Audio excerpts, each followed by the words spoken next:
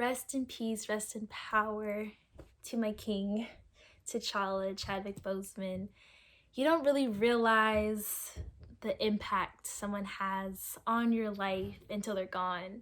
And hearing the just untimely news of his death in an already just tumultuous year that is 2020, another just kick you while you're down, adding salt to the wound of his death, just reminded me of just how important it is for Black creatives to put work out, put their art out, and how just important representation is, and how just, you can't be what you can't see. And thanks to him, thanks to his movies, I was able to just see myself as royalty, see myself as a superhero, see myself on screen as a major blockbuster film that will forever be just encapsulated with time.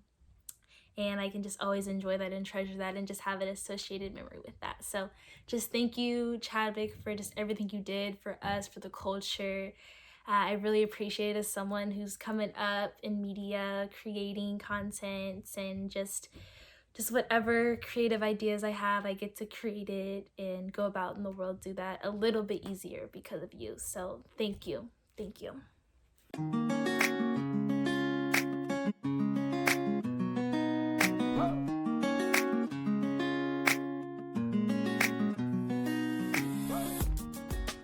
Hi guys, it's your girl Savvy C. Welcome to another episode of Cover to Cover, a weekly video series where we talk about all things books. And today I'm talking about Mariam J. Lockington's For Black Girls Like Me.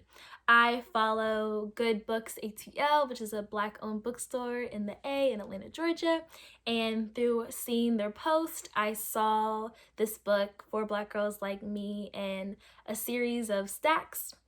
And the title caught my eye alone. I loved just how she had like me. Those are the key words that caught my eye, because oftentimes Black culture and Blackness have often just been synonymous with one another, and that there's this idea and this common belief and perception that if you aren't doing things that are rooted in Black culture, started by Black people, then you quote unquote aren't Black.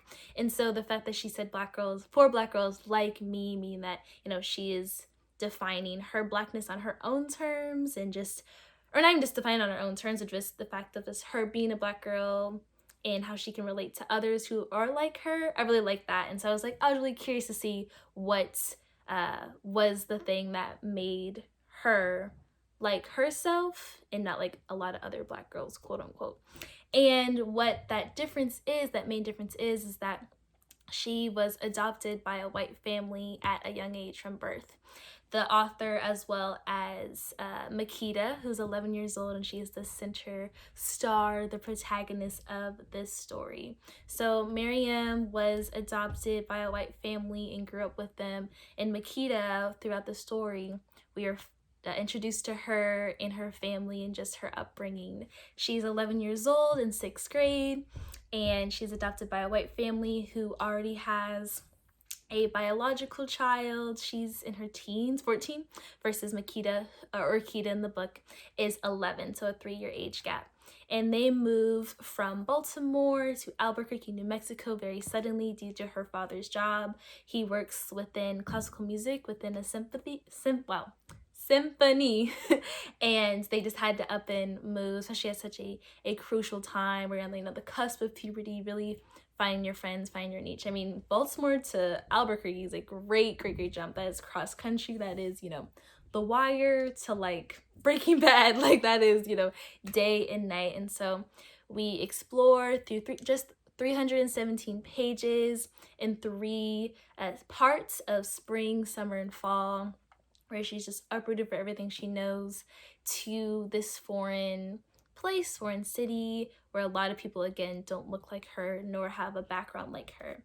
And it was really captivating. I loved this book. I read it in one sitting. I laughed, I cried, I had really vivid flashbacks to my childhood. I was oddly, even though being twice this girl's age, which kind of made me feel old, that 22 versus 11, I was really able to relate to Kita, to her story, to just from, her being in Girl Scouts, or wondering if a boy likes her or not because of how she looks, and having, you know, one friend that looks like you, finding teachers and allies in your school who will believe you when you have stories of, you know, racist acts taking place behind closed doors. And so just all those points are really valid, and it was really great and just really healing to read this book. It was a great coming of age YA novel that's really enjoyable and just great to see or free to read.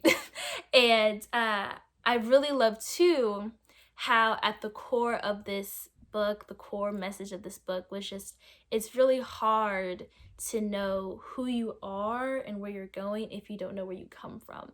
And I think just that concept alone of just being adopted and being just stripped away of like your just biological mother, of your biological family, of your genes, your DNA, and then adopted by a white family in America too, with just a really horrendous and ugly past of race relations in this country, and being placed into that world without any say in the matter, and then growing up realizing that, I think is just a whole complex and something to deal with. But it also happens with Black people, period. Or I mean, I can't speak for everyone, but for myself in general, I really not recognized, related, that's the word, related to this as well, because I always joke with people that my family tree is a stump. Both of my father's parents died when I was 5 and 6, and then my mom's mom became an orphan at a very young age at 2, I want to say 2 or 3. And then my mom's dad, my grandpa, also his mom died before I was born, and we're not sure on his dad. So it's just like very limited to just who's on earth with us now. And my grandma has been looking into genealogy and will look up here and there, but it's not been successful. And for historical context, you know, we can point to as why that is and how that's been purposely designed. And so it's just really hard, again, just to know who you are and what you want to go, where you don't know the history, don't know the past. And so it was really interesting for her to just explore that and really speak to that from just a girl who's been adopted as well as a Black girl in America in this world. So it was really great. I recommend to everyone. It is a 5-star for me. Recommend it to all Black girls, as I've been doing all month. I really recommend this to anyone who is adopted, anyone who is musically inclined. Her parents are musically inclined, and that was a significant part. The arts was a significant part of her childhood, of her upbringing. And I'd also recommend this to anyone who maybe lately, while being at home, maybe being at home with your family, being at home, you know, with your parents again, feeling like, you know, things from your childhood, your inner child has, I'm sure, been brought to the forefront of your mind unexpectedly. I would say this is a great book for that too. It does a lot of like healing for me, and it did a lot of reflection, thinking back to what 6th grade Savannah was doing, what 11-year-old Savannah was doing, and just what that life was like, so I can address that and be aware of that. So now 22-year-old Savannah, you know, out of college, going to grad school, can, you know, be better. So yeah, that's all I got for you guys today. Thank you so much for watching. This is the last episode of August. It is a bit delayed, as I stated earlier, just with Chadwick Boseman's passing and just hearing about just the news in Wisconsin and just everything else that's been happening in the country and the world. It's just been a lot on my mental, but I have been able to find great solace in books, and I really love creating these little videos for you guys. And so it was just a little bit delayed, but still coming. So I appreciate you for watching. This is the end of the August series, which is listening to Black women. I've been sure to highlight, just and to the best of my ability, the range of us and what we can offer through literature. And I will probably bring this topic back again. I love this theme. It was really hard to just pick, you know, 3 in this month. So I'll definitely bring this theme up again. Be sure to check out my Instagram at the Savvy Scoop on Tuesday, September 1st for the announcement of September's theme. I'm really excited to share that with you guys. There's a lot to come on that. And anything else? Oh! of course, my little shout out fit today. Let me show you guys. This is from TZ Boutique. I don't know if you can hold up. You feel me? You feel me? It's from TZ Boutique. Shouts to them. The most just comfiest thing I own in my closet. I fell in love with it right away. Just a two-piece jumpsuit, pretty in pink. Jumpsuit is the title. That's the name. And yeah, that is my shout out. Shouts to them. Really thankful for them. I'll be sure to tag them below in the description box or in the caption, whether you're watching this on YouTube or IGTV.